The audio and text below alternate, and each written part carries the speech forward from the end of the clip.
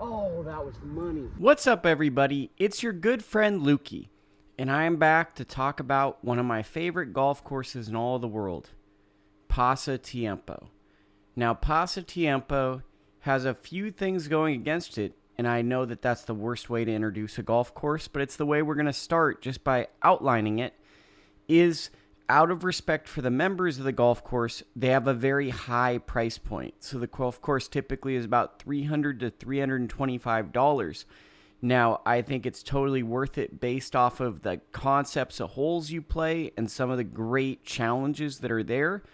But for some golfers, if there isn't an ocean view, that price point actually doesn't meet their needs.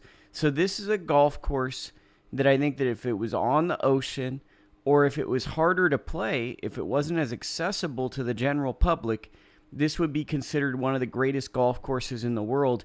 But I think the only thing that actually hurts this golf course is the fact that it is so playable. It finds itself in the top 10 to 20 golf courses in America, as opposed to probably where it should be in the top 10, I think. The course is designed by Dr. Alistair McKenzie. Obviously, he's one of these famous golf guys like Pete Dye. If he makes a golf course, it's going to be very highly revered because his idea of golf became a version of golf that was widely replicated. He was highly influential, and I think that his golf courses shaped the way I think a lot of us look at golf, and some of the best golf designs based off of television golf or based off of whatever you save up to play for a big travel golf. Dr. Alistair McKenzie more than likely is a key contributor to the concepts that I think a lot of people like playing golf.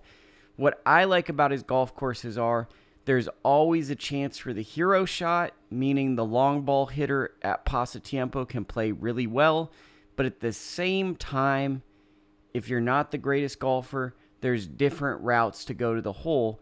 A great design for a course I personally like, as opposed to maybe say, like I always pick on in here, more of a professional golfer designer in Pete Dye, where it's can you hit a left to right shot and then follow that up with a right to left shot. It's more a challenge of your skill set. Alistair McKenzie, I think there's a little bit more up to chance, and there's a little bit more based on you're able to play around your comforts. And I think that his designs are some of the most unique. And Pasatiempo has some of the hardest opening holes. The first hole is basically a par 5 that they call a par 4. It's a really long par 4, longer than Tilden. And then the third hole is one of the most iconic holes at this course. It is an uphill par 3 that plays about 215 yards, that has about 15 bunkers that surrounds it. One of the most iconic holes. Then the bread and butter of the course is going to be about hole 10, which is a very long par 4, but if you get it about 230 to 240, you can hit a downslope and hit the ball in a speed slot to about 310 yards and leave yourself with a wedge. The 11th hole is another iconic hole, basically the whole ravine that runs through the back half of the property that dogtails through the two signature holes, in my opinion, the 16th green, which has a very hard fairway to hit, followed by one of the hardest greens in America. If you hit the first tier on this green, you will not stay on the green. And then the signature hole on this course, the 18th hole, not unlike East Lake, it finishes with a par 3, and it finishes with a par 3 that's a little bit trickier than most people think. It's about a 165-yard par 3 on most days. And that's a weird club selection for a lot of golfers because that's not just a gimme shot.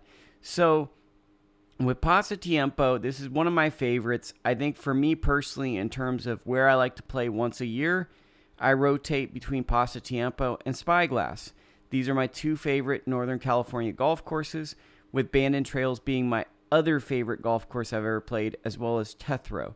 So if those golf courses are courses you enjoy, well, maybe check those out. But this price point is very high.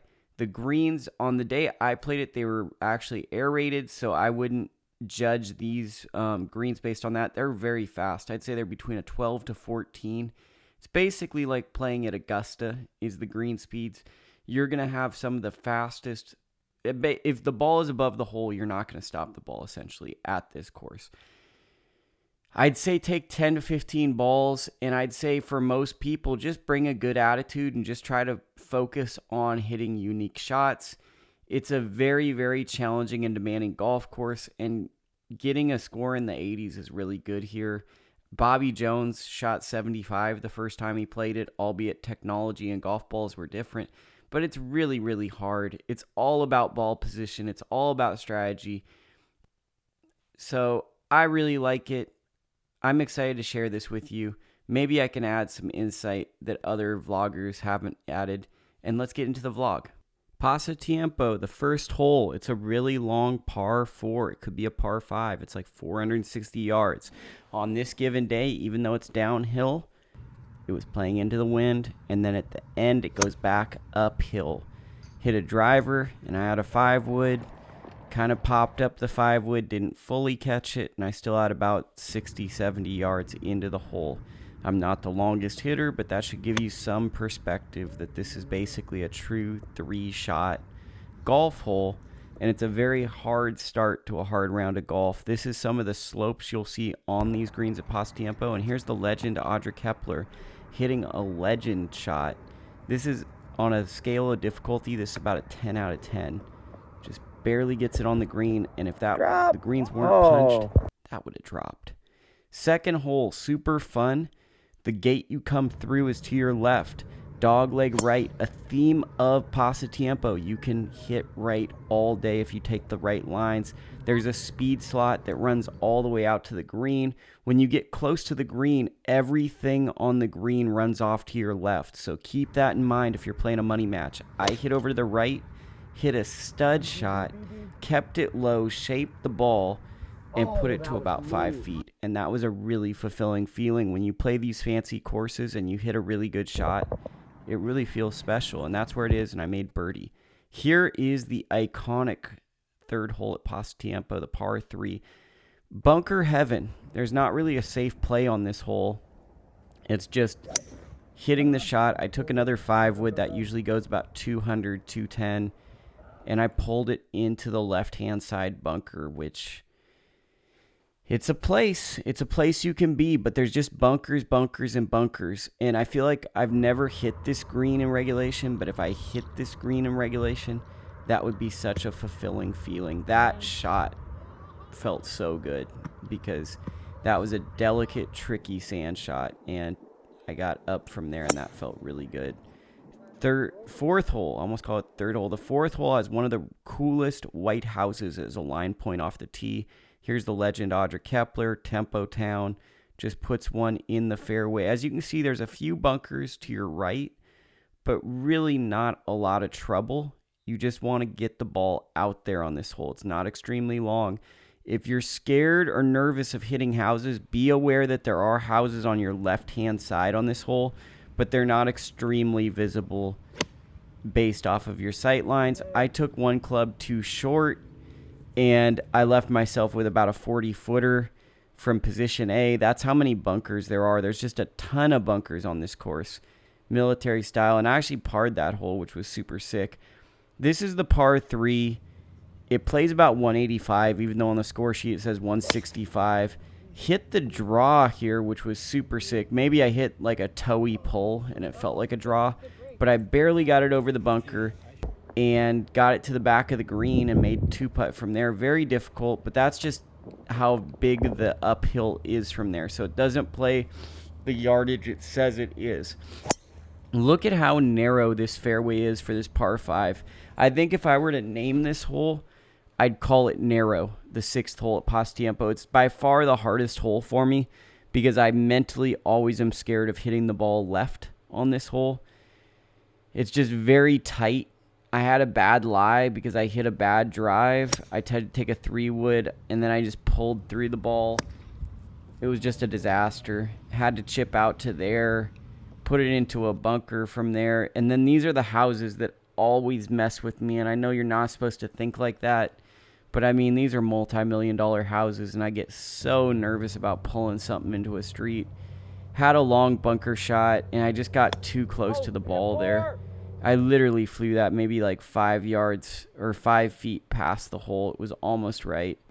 And I didn't even see Mackenzie's house, which was behind it. This hole, the 7th, is one of my favorites. It reminds me of a hole that you would see at Olympic Club where it's all about hitting the fairway. Imagine if they grew the rough out on this hole. It would be so crazy. I heard an urban legend playing golf with a guy once that someone got hurt on a hole nearby from this hole, and they grew trees out to protect people.